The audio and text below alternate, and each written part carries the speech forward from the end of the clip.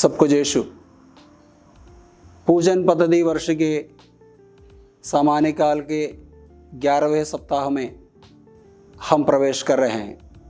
आज के पहले पाठ में एसकेल के पुस्तक अध्याय 17 पद संख्या 22 से 24 तक वचनों में प्रभु इस प्रकार कहता है कि मैं देवदार की पेड़ की एक टहनी काटूंगा और टहनी मैं स्वयं एक ऊंचे पहाड़ पर लगाऊंगा।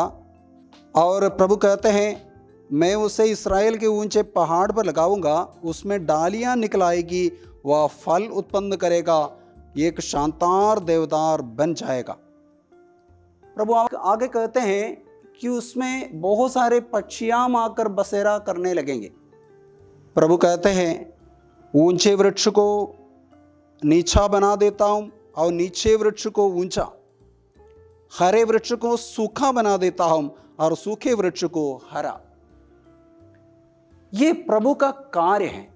यानी पहले पाठ द्वारा नबी एसकेल ये कहना चाहते हैं कि प्रभु सर्वशक्तिमान है, उनके लिए सब कुछ संभव है। एक देवदार के टहनी को काटकर उसे एक महान वृक्ष के रूप में प्रभु रूपांतरित कर सकता है, क्योंकि वह सर्वशक्तिमान है। इसलिए दूसरे पाठ में संत पौलुस हमें सिखाते हैं, कुरिन्थियों के नाम संत पौलुस का दूसरा पत्र अध्याय 5 पद संख्या 6 से 10 तक वचनों में संत पौलुस इस प्रकार हमें सिखाते हैं। इसलिए हमें प्रभु पर पूरा भरोसा रखना चाहिए। हम इस दुनिया में बस यहाँ हम परदेश में हैं, स्वदेश तो स्वर्ग है, हमें स्वदेश जाना है। प्रभु का वचन कहता है पूरा प्रभु पर भरोसा रखें, आंखों देखी बातों पर न चले, बल्कि हमारे हर कार्यों के द्वारा प्रभु को खुश कराने के लिए कोशिश करें। क्योंकि प्रभु कहते हैं प्रत्येक मनुष्य को उनके कर्मों के आधार पर प्रतिफल दिया जाएगा। हर मनुष्य को उनके कर्मों के अनुसार प्रतिफल मिलता है। इसलिए हमें संत पौलुस कहता है चाहे हम घर में हो या परदेश में, हमारी एकमात्र अभिलाषा यह है कि हमारे सभी कार्य प्रभु को अच्छा लगे। एफेसियों के पत्र अध्याय 5 पद संख्या 10 में संत पौलुस कहता है पता लगाते रहे कि कौन सी बातें प्रभु को प्रिय है। इसलिए हमें प्रभु को खुश कराने के लिए या प्रभु को क्या क्या पसंद है उन सभी कार्यों की खोज करते हुए जीना है। सुसमाचार में हम मार्कुस का सुसमाचार अध्याय 4 में बहुत सारे दृष्टांत प्रभु हमारे सामने पेश करते हैं। बीज बोने वाले के दृष्टांत, दीपक का दृष्टांत, नाप का दृष्टांत, और आज के सुसमाचार में प्रभु 2 दृष्टांतों को हमारे मनन चिंतन के लिए देते हैं, जहां पर प्रभु इस प्रकार बताते हैं ईश्वर के राज्य की तुलना में किससे करूं। और प्रभु कहता है एक मनुष्य बीज बोने निकला, वो बीज बस बोते गए, वो बीज के सदृश है। ईश्वर का राज बीज के सदृश है। बीज बोने वाला बस बीज बोने का कार्य किया और उसके बाद वह जाकर आराम से सो जाता है। कब उसमें अंगूर फूटा, कब बालें लगी, ये सब वो नहीं जानता। ये प्रभु का कार्य है। बस वो बीज बोकर चला जाता है।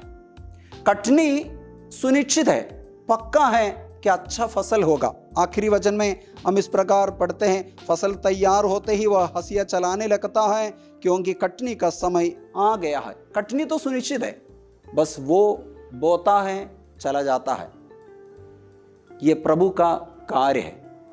दूसरे दृष्टांत में भी इसी प्रकार प्रभु कहता है हम ईश्वर के राज्य की तुलना किससे करूं, हम किस दृष्टांत द्वारा उसका निरूपण करें। वह राई के दाने के सदृश है।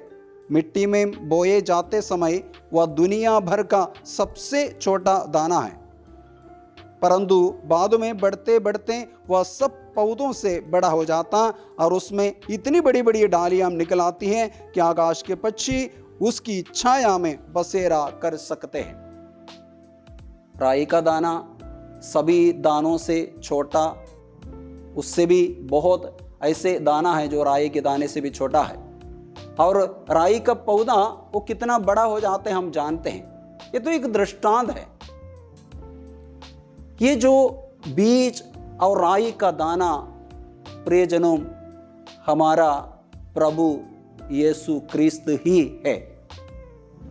ये सुसमाचार के कार्य है जो यीशु मिशन कार्य जब अपने शिष्यों को संत पेतरुस को जो सौंपा, बस 12 लोग, शुरुआत बहुत छोटा था, एक बीज के सदृश, उसको बढ़ाना राई के दाने के जैसे, उसको बढ़ाना एक पौधे में बहुत बड़े वृक्ष में रूपांतरित करना, यह प्रभु का कार्य है। हमें प्रभु बस यही चाहता है, हमसे यही कहता है कि हम बस बीज बोते जाए, यानी यीशु को देते जाए। यूहन्ना का सुसमाचार अध्याय 15 पद संख्या 1 में प्रभु कहते हैं, मैं दाखलता हूं। रोमियो के पत्र अध्याय 11 में प्रभु कहते हैं कि मैं वह जैतून हूं। यूहन्ना का सुसमाचार अध्याय 12 पद संख्या 24 में यीशु कहते हैं कि गेहूं का दाना मिट्टी में गिरकर नहीं मरता, वैसा की वैसा रह जाता है। यानी प्रभु वो दाना है जिसे छिपाने के लिए यहूदी लोग बहुत कोशिश किया, उसे बढ़ने से रोकने के लिए उन्होंने कठिन परिश्रम किया, शिष्यों को इतना सताया, लेकिन उन 12 लोगों के जरिए वो वृक्ष, वो जो पौधा, वो जो बीज बड़े वृक्ष में रूपांतरित हुए हैं। यह ईश्वर का कार्य है। पेतरुस पेंतकुस्त के दिन में जब प्रवचन देने लगे, 3000 लोग प्रभु में विश्वास किया, प्रभु के अनुयायी बने, विश्वासी बने, एक प्रवचन के द्वारा, क्योंकि यह कार्य प्रभु का कार्य है। प्रियजनों, हमारे सामने एक बहुत बड़ा चुनौती है। हमें ये जो बीज को छिपाकर नहीं रखना, बोलते जाना और उस वृक्ष के रूप में बढ़ाना ईश्वर का काम है। वो तो बढ़ाता है, प्रभु बढ़ाता है, वो बढ़ाते जाएंगे। जो भी प्रेरिताई कार्य, जो भी रिट्रीट सेंटर्स या जो भी हमारे अस्पताल, स्कूल, पल्ली, सभी माध्यम से हमें बस प्रभु को देना है। संत पौलुस कहता है, कुरिन्थियों के नाम संत पौलुस का पहला पत्र 9:16 में संत पौलुस कहता है, धिक्कार मुझे यदि मैं सुसमाचार नहीं सुनाऊं, धिक्कार मुझे यदि मैं सुसमाचार नहीं सुनाऊं। कारण बस यही है।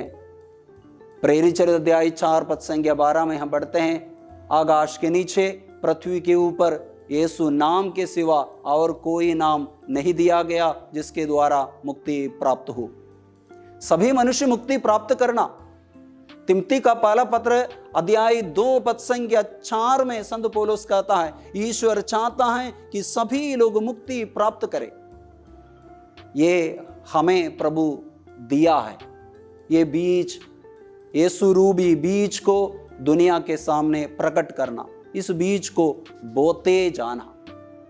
यीशु दया सागर प्रार्थना भवन के द्वारा या अन्य सभी कार्यों के द्वारा ये जो बीज को प्रभु धीरे धीरे बढ़ाता है। हम प्रभु से कृपा मांगे कि हमें ऐसे एक कृपा एवं अभिषेक मिल जाए ताकि हम इस बीज को कभी छिपाए नहीं, बल्कि इस बीज को बस बार बार यीशु रूपी बीज को बांटते जाए। जैसे बीज में जीवन है, उसी प्रकार यीशु वो जीवंत ईश्वर है, वो बढ़ते जाए, बस देते जाए, वो तो बढ़ते जाएगा। इसलिए हम प्रार्थना करें कि हमें ऐसे एक कृपा प्रभु प्रदान करे। सर्वशक्तिमान ईश्वर हम सबों को आशीर्वाद प्रदान करे। आमीन।